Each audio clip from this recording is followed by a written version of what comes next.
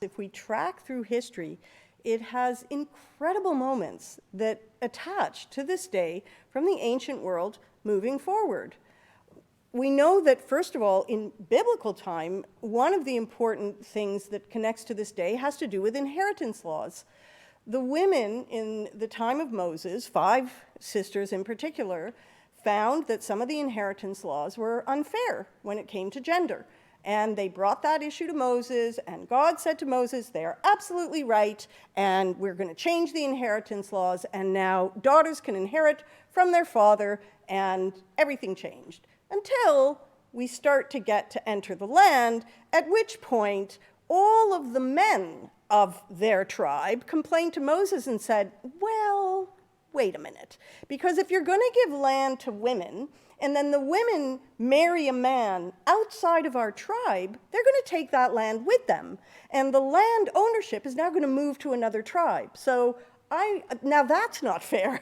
And now you're creating an issue of fairness attaching to gender, attaching to inheritance. And so the way it was resolved was to say, okay, so these sisters and any women in similar circumstances now will inherit, but they can only marry men from their own tribe, so that the land transfers aren't going to now start to play with which tribes get what land. And there we have it. So we had that moment of wonderful parity and equality, then challenged with a moment of parity and equality, and then resolved with a moment of, I will now limit your rights and freedoms.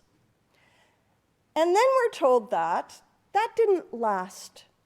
That only happened in the first generation. Afterwards, women could marry anyone they wanted, from any tribe they wanted. Land comes with them, land doesn't come with them, doesn't matter, because in the Jubilee year, all the land's going to go back anyway to its original ownership. So we're not going to limit the women based on this argument, not going to hold. And what is the day that we lifted that restriction? Tu B'Av, the 15th day of the month of Av, today. So we already see that there's positivity attaching to the day right back in biblical time. And as we continue through our history, we know that we entered a terrible period in the time of the judges, particularly at the end of the time of the judges. And so we're really talking about 8th century BCE, I mean, a long, long time ago, where the nation hit crisis and we entered civil war. And it wasn't some tribes against other tribes, it was all tribes against the tribe of Benjamin.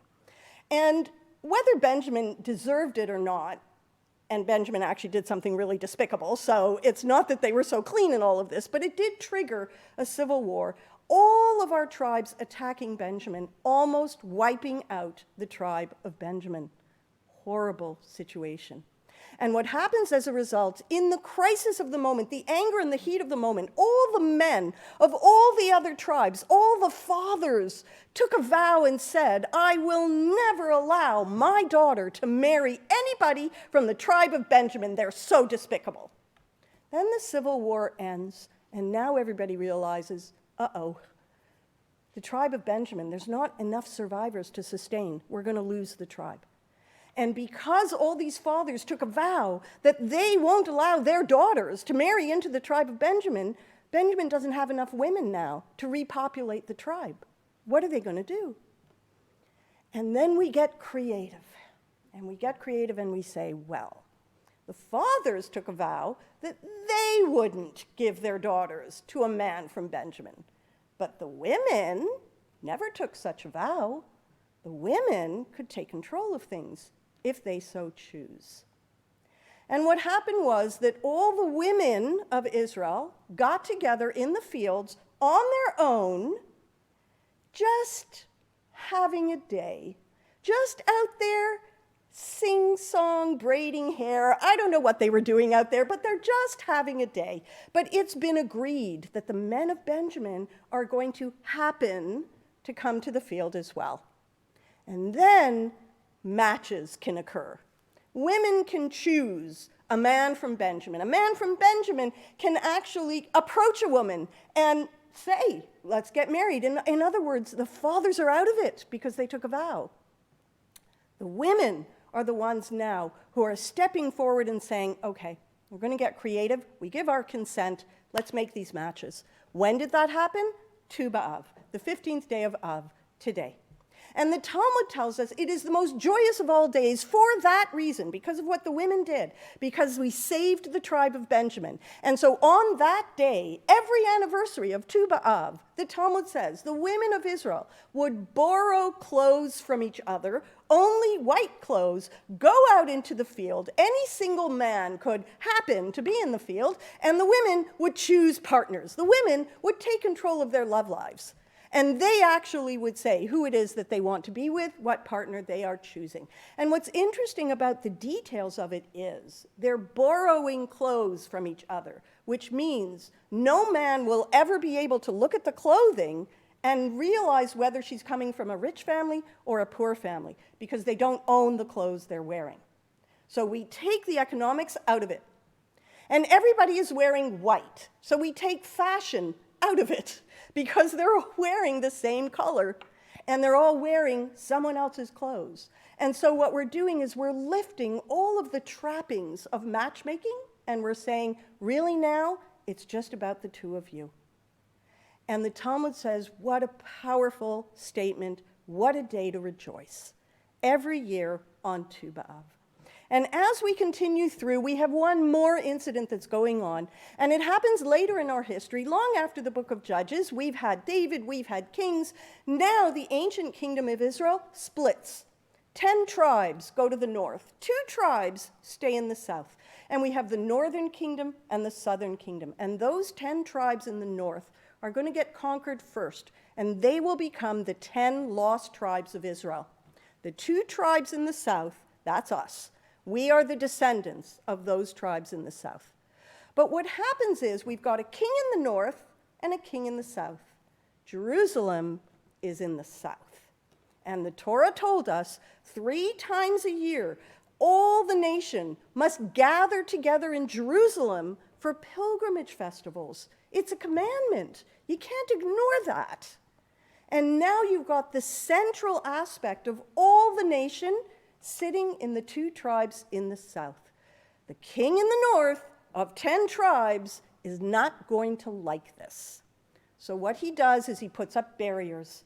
He sets up a second place of ritual in the north, and he tells everybody, you're not allowed to go to Jerusalem anymore. You can't cross the barriers.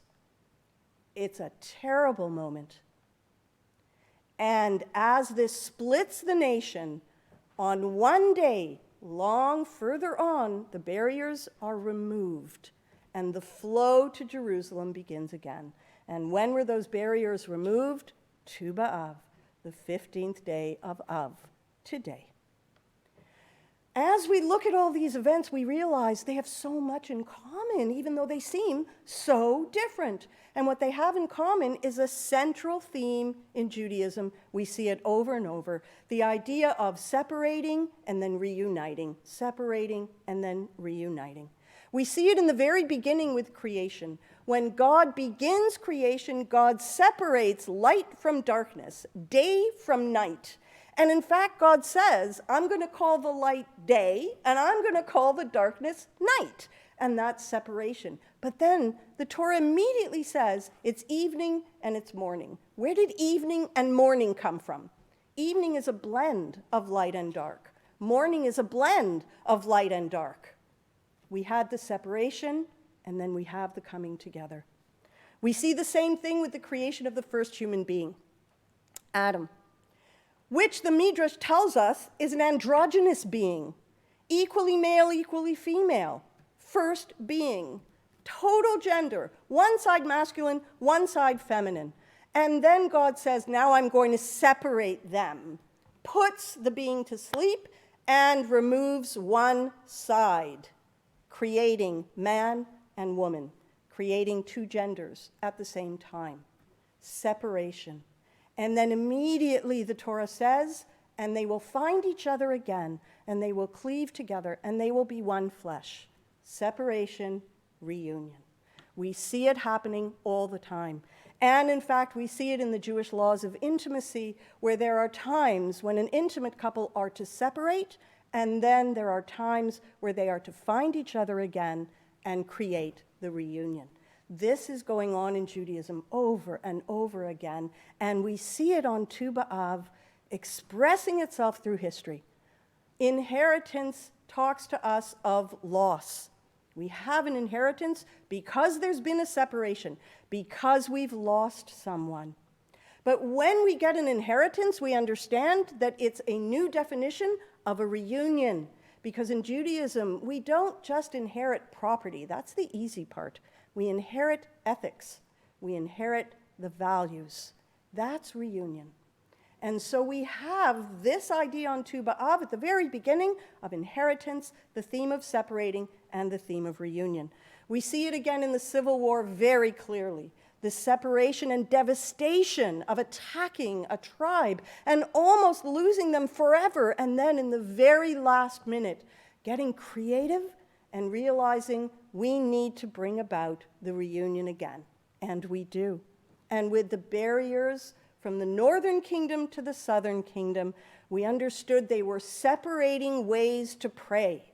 That in fact the king was saying, I don't want you going there for ritual. You stay here. We'll do it different because we're not allowed to build what they have down there. We're not allowed to have the altar they have down there. So we'll do it differently. And now we'll pray differently, causing the separation. And then Tu B'Av says, make sure that you find the way for a reunion again, even when you're developing and evolving different ways to pray. You must find ways to come together. Sometimes separations are necessary. We know that. We know that in creation, although we talk about separation and union, we also know that the very foundation of creation is to separate things. The waters from above, creating an atmosphere, from the waters from below that will create oceans.